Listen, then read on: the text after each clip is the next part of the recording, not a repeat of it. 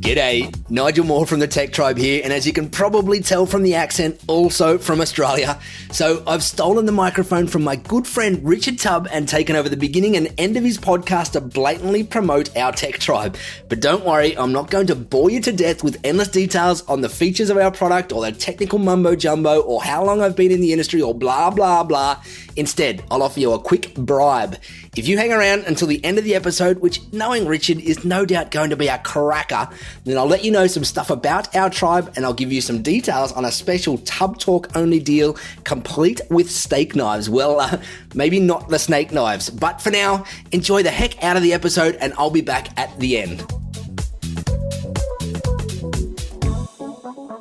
You're listening to Tub Talk, the podcast for IT business owners with our featured conversation with Richard Tubb and Christian Nagele and Ian van Reenen of Datto. My name's Jeff Nicholson, and this podcast is all about helping you grow your IT business. In this episode, Richard talks with Ian and Christian, who started out running their RMM business from Christian's bathroom and spare room, before being acquired by Autotask. Now they're part of the Datto family. You'll hear how Christian and Ian started the business, why they decided to operate as a cloud-based SaaS platform when nobody else was, and how they utilized AWS. You'll also learn more about the move to Datto and the plans for the next 12 months. This episode was recorded in person between Richard, Christian, and Ian at DattoCon 2018 in Barcelona. Ian, Christian, welcome to Tub Talk. Thank you, Richard. Delighted to be here. Now, I think it was about 11 years ago that I met both of you for the first time. It was at a little IT group meeting, Amit Pro in Birmingham. I don't know if you remember that. Yeah. You were demoing this little remote monitoring and management tool you've got called CentraStage. Things have moved on a little bit since then, haven't they? Certainly moved on product-wise, yeah. I can't imagine exactly what we demoed 11 years ago, but it certainly wouldn't be anything like it is today. But it was the seed of what it is today. And I think that's the key thing. We haven't changed the product philosophy massively. We've just really accelerated and brought it through to fruition. Just changed the name 3 times. We've done that. Well, let's talk about that. So you both now are part. So CentraStage was bought out by Autotask. Autotask is now part of the Datto family. I guess first of all, what are both of your job titles now? I have several. It depends which card I'm bringing out of my pocket. Go for it. Use the highest value card. So the highest value card is I am now head of EMEA for Datto. Fantastic. And my role now is I still run the engineering division for Datto RMM. My role is VP of Endpoint Products, VP of Engineering for Endpoint Products, which is actually a legacy Autotask title. I'm guessing it may be changed at some point because obviously Datto has a lot more endpoint products than the ones we had in Autotask. But currently is my role and responsibility. So what does a typical day look like for you now with this new role? Primary responsibility is to make sure that the platform is up and running.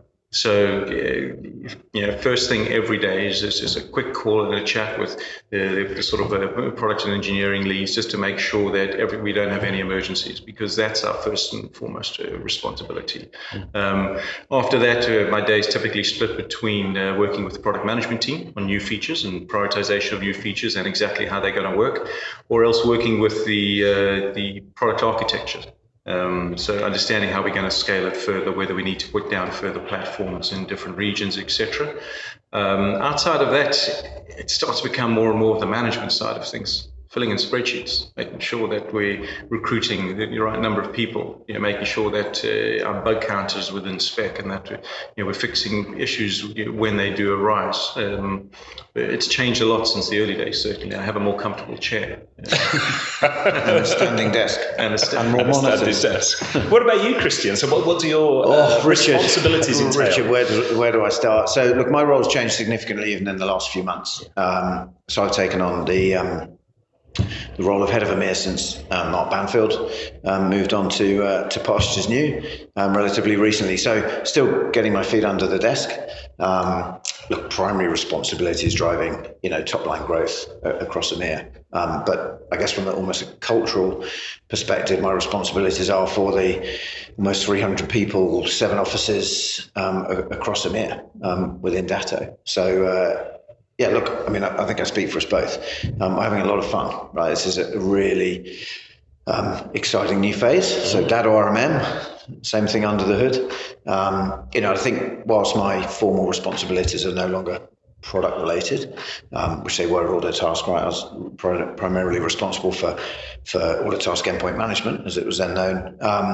Just emotionally still really attached to the technology, and it's just incredibly motivating to see it kind of scaling new heights, I guess, as it were, both in terms of number of customers, number of endpoints. But I think, and something I'm sure Ian will come on to, it's the pace at which we're now moving it forward, just from a pure feature set capability perspective, which has kept us both here engaged and childishly pumped. Well, let's talk about the journey for a little bit. So I remember speaking to you all those years ago, and I think it was you, Ian, you were showing me photographs. You were based out of your garage, I think it was. And earlier on, you and I were chatting, and you were saying you had your data center based out of the bathroom at one point because it was cooled, wasn't it, by the venting fan? We'd run the cold water up to the bottom of the chassis just to take some of the heat out. Water cooled service. Yeah, we started in the garage. In fact, in Guildford was the very first iteration when we wrote things on the whiteboard. In fact, I think we just wrote it on the wall. We didn't have a whiteboard at that stage. Couldn't afford whiteboards. We moved to Christian's man cave after that in Speen in Buckinghamshire, and then to my apartment in High Wycombe. And it was a 2-bedroom apartment, so it was the second bathroom, but yes, and they were all development servers, but we had the early servers in the bathroom because that's where the extractor was. Well, it's natural, yeah. Exactly. Why would you put the server anywhere else? Exactly. But yes, those were fun times. And a little known fact, Richard, throughout that process, Ian was courting my wife's sister, who then proceeded to marry, and so halfway through the process, we actually formally became family. Wow. Which was tough. You have a South African in your professional life, suddenly he's on your family holidays as well, popping up, which... Christian doesn't like to be outshone, and all of a sudden... Exactly.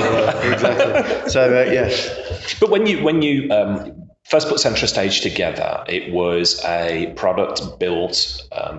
SaaS first, wasn't it? Which was unusual for the time. So most products at the time used to be server-based and things. So looking back now, obviously everybody talks about being SaaS first and cloud first now. But you were trendsetters at the time, weren't you? Let's give you your due for that. What did that journey look like? And did you ever ever think this day would come where everybody would be talking about SaaS first? Or did you get discouraged at any point and think, actually, we're better off going down the server? Well, I'm just going to jump in on that, actually, because I think Ian deserves massive credit for calling that early, right? Even before we could even move to AWS, because they didn't have the feature set to sustain what we were trying to build. But always Ian's view was it has to be cloud.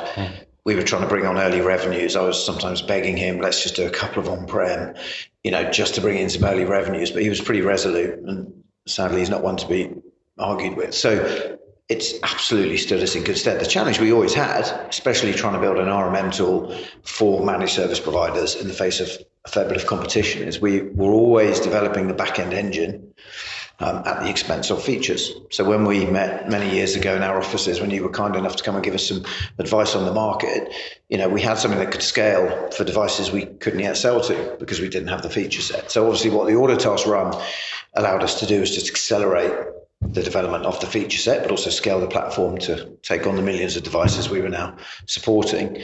Hats off to AWS, though, and they continue to do it. They offer free tiers, and for us, that was a massive incentive to use AWS. And we did test out different platforms. Microsoft Azure, obviously we had a look, and there were a couple of different ones that we considered. But the clincher was that you could go onto a free tier on AWS and actually run a commercial infrastructure at a very small scale for free. because they encourage people to innovate and to develop. And then obviously, hoping that you would scale. Luckily for them, we did. We pay them hundreds of thousands of pounds a month now. But the most exciting thing for us was we sort of joined AWS when they were bringing through some of the really exciting features.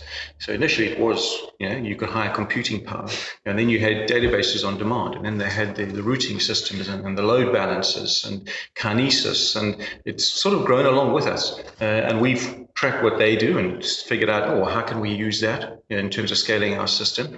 And in fact, they've been great in conferences and technical architects coming along to evaluate and work with us how best to use their system. But we probably have some of the most experienced AWS engineers working with us now.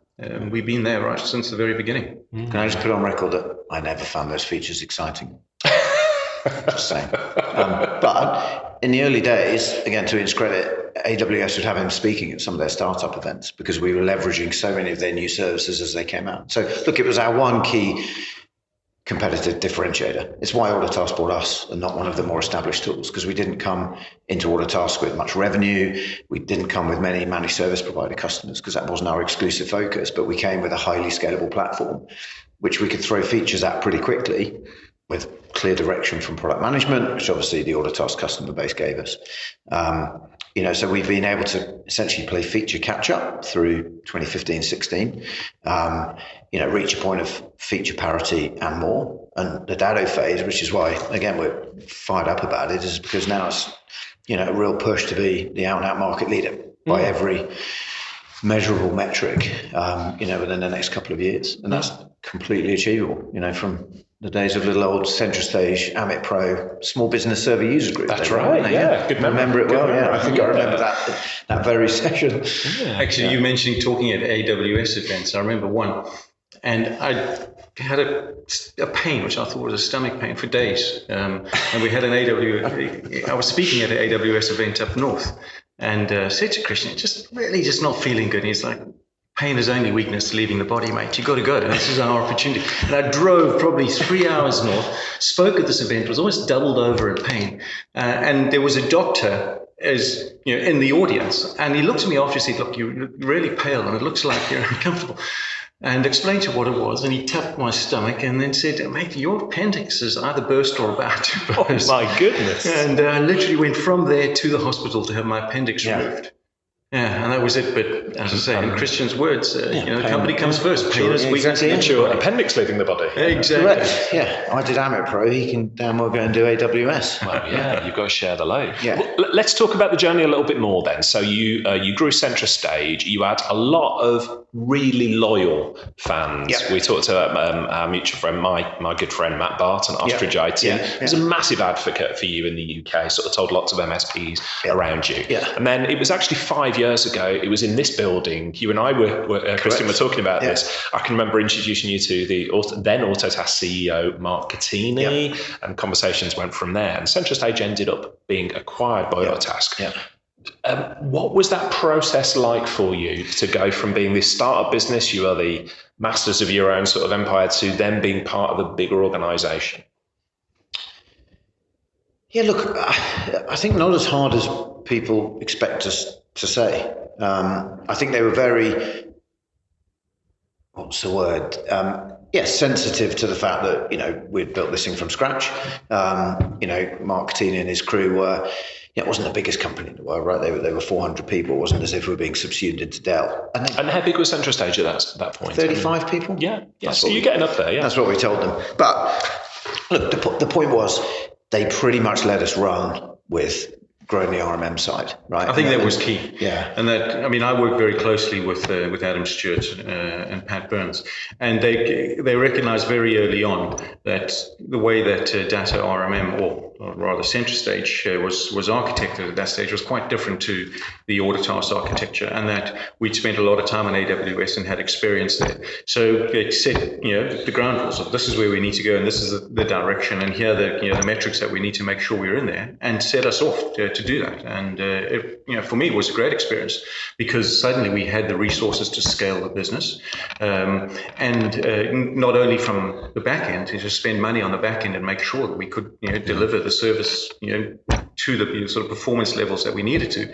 But also suddenly we went from having, dodgy 5 salespeople led by Christian, on the charge, to having 100 odd salespeople. Or 5 salespeople led by dodgy Christian. yeah. More did I say it the other way around? Yeah. Shouldn't be that way. In fact, we still got some of them with us. Stuart Kringle still. Yeah. But salesperson ever. Yeah. Oh yeah. But you can imagine the scale that we went. We went from a couple 100,000 devices. To suddenly, we were up to 1 million within no time at all.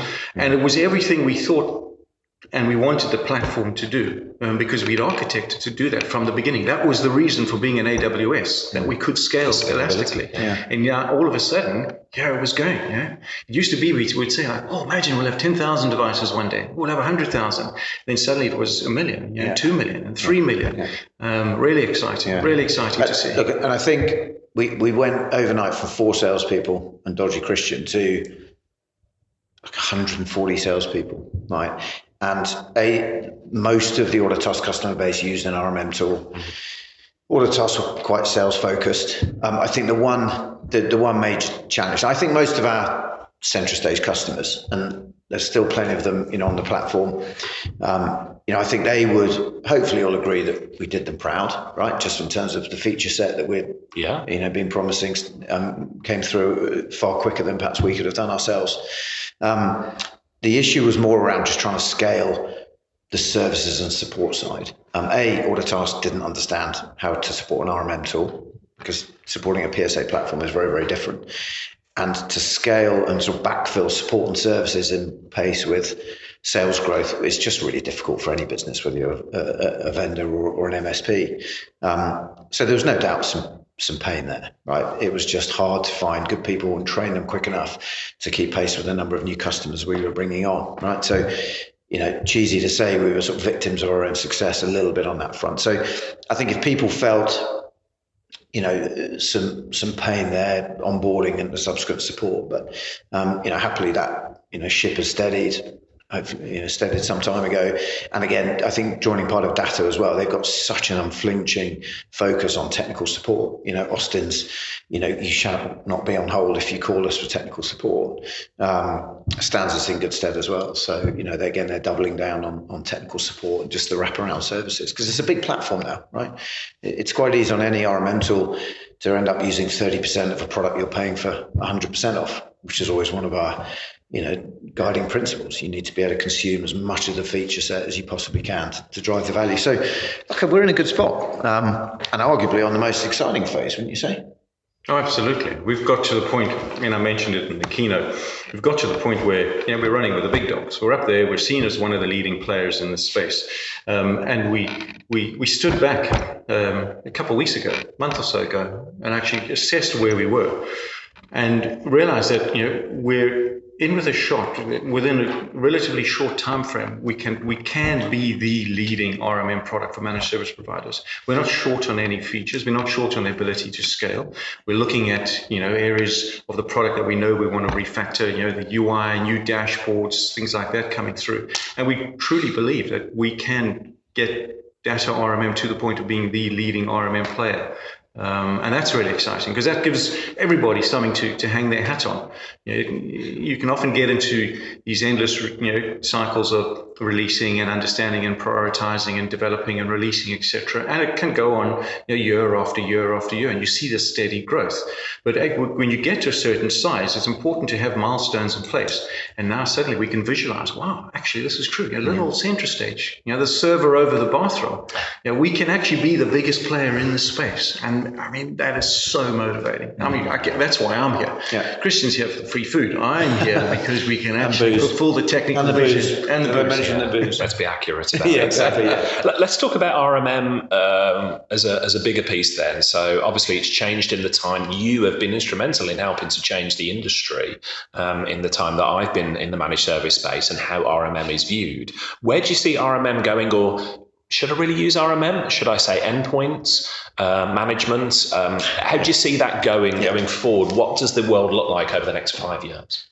Look, I may be a bit, I just deal with what's in front of my face, leave some of the more visionary stuff to Ian. I think too many vendors have chased what I call excessive feature breadth.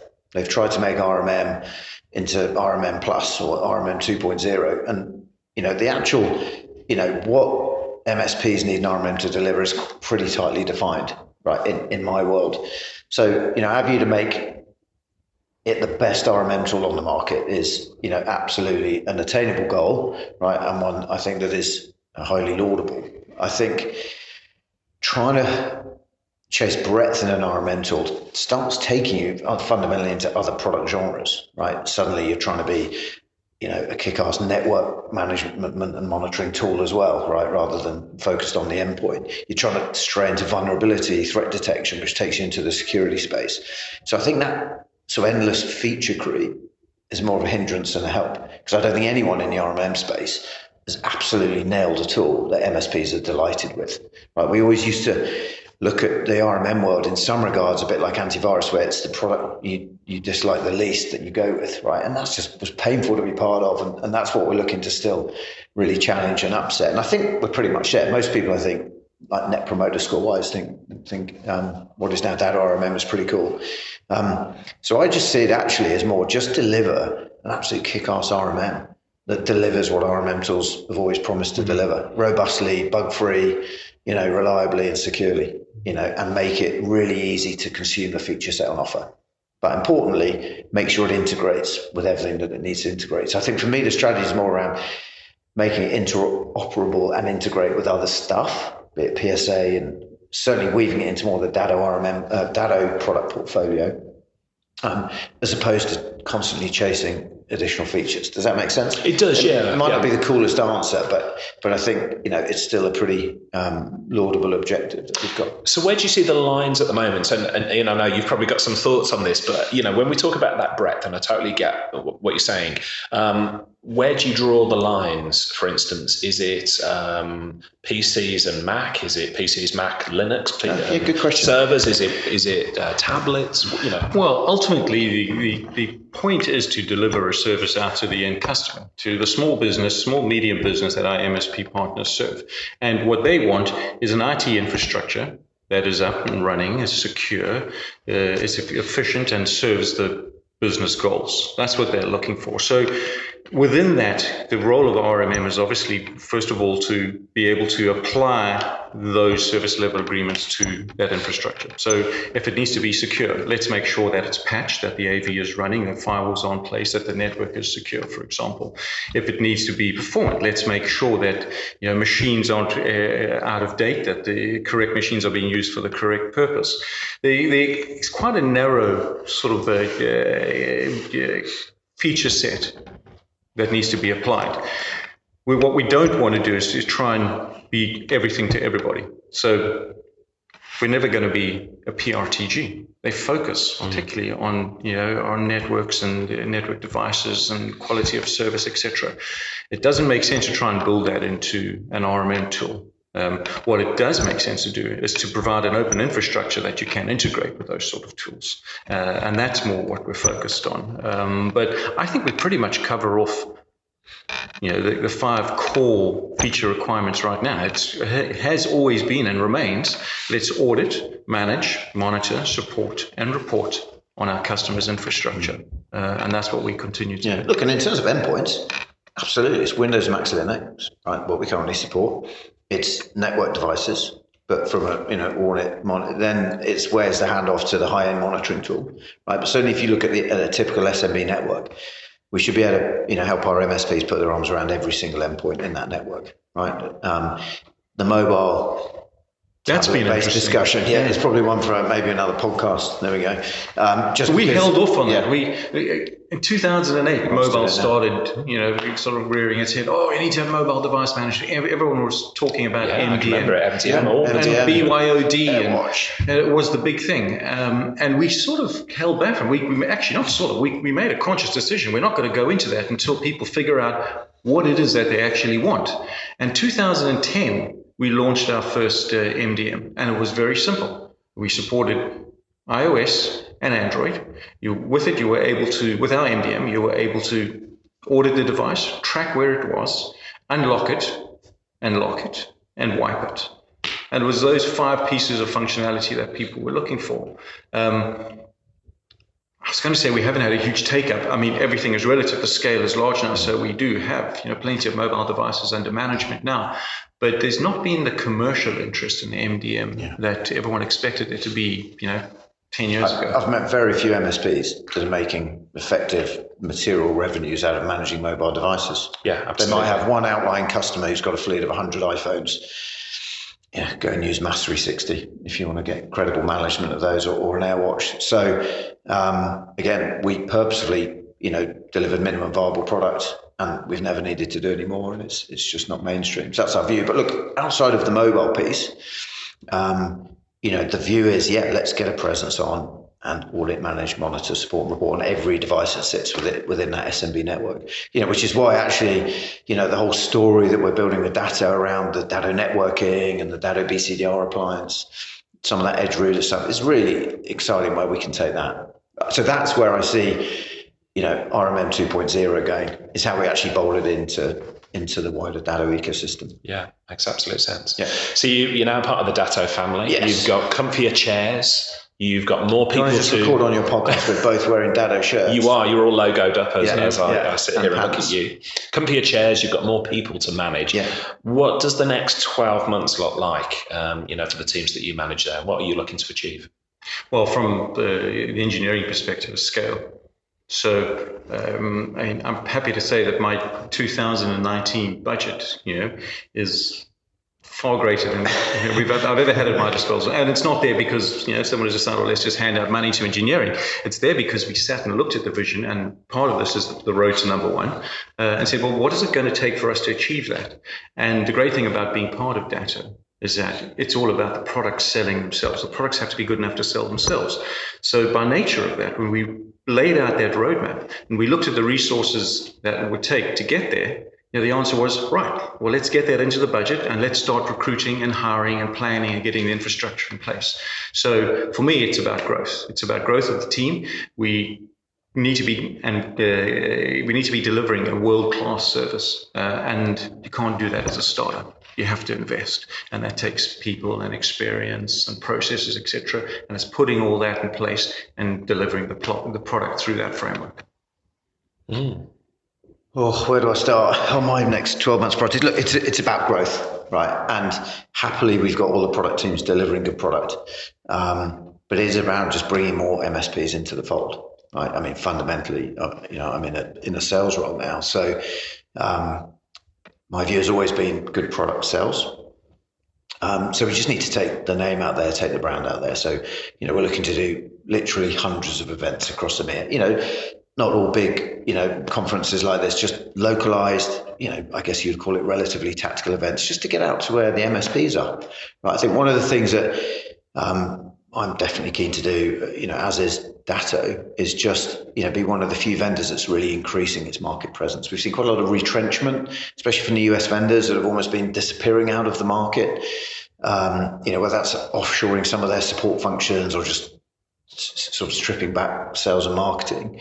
Whereas we actually want to do completely the opposite and get out there. So you will see roadshows coming to a town near you soon. But I mean, really get out into all the regions. So yeah, big focus on hiring. We've got a massive headcount expansion plan.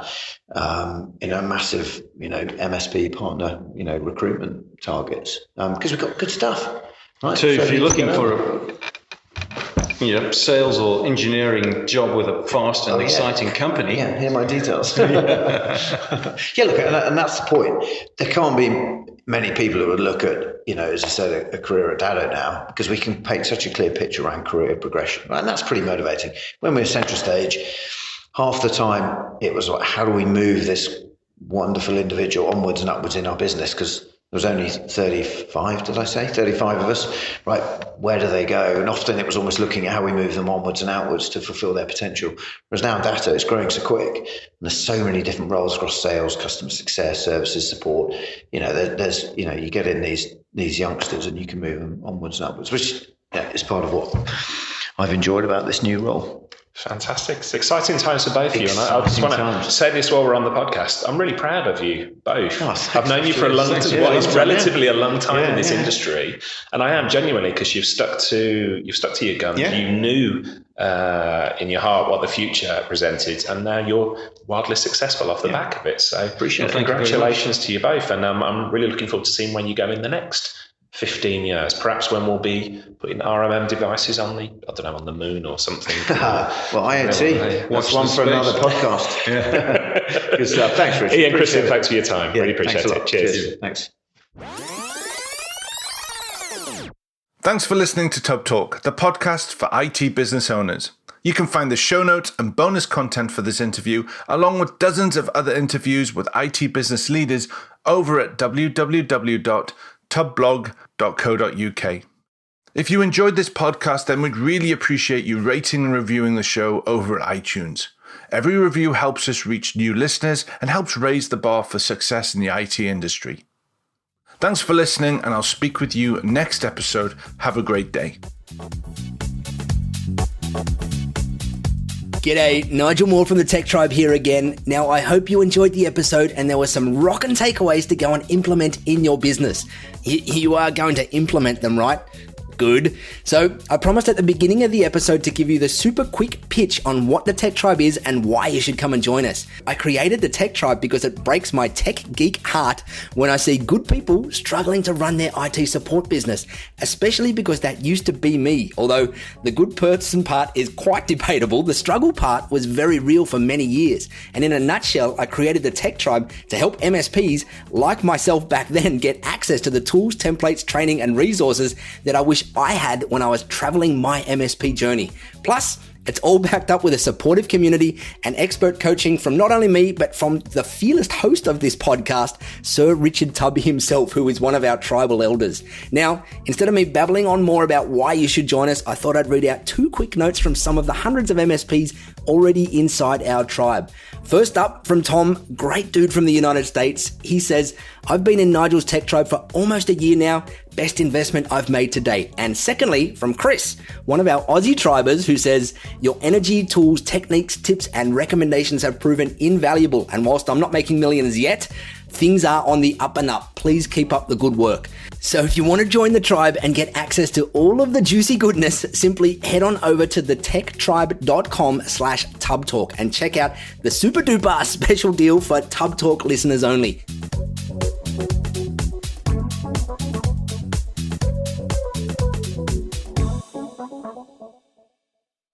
Hey team, this is Richard again. Just one more thing before you take off, and that is MSP Insights. Now, every Tuesday, I share my thoughts on the business of IT with you, the managed service community. Thousands of managed service providers already subscribe to MSP Insights. It's easy to sign up, easy to cancel. MSP Insights is basically a short email from me every Tuesday without fail with advice on growing your IT business, plus cool resources I've found, discovered, or started exploring that week. It's kind of like my diary of cool things, and often includes articles or books I've read, tools I've discovered, and events I think you'd be interested in, often sent to me by my friends and Tub Talk podcast guests. So, if that sounds fun, a short tiny bite of MSP goodness every Tuesday, and you'd like to try it out, just go to go.tub.co/Tuesday. That's go.tub.co/Tuesday. Drop in your email and you'll get the very next one. Thanks for listening.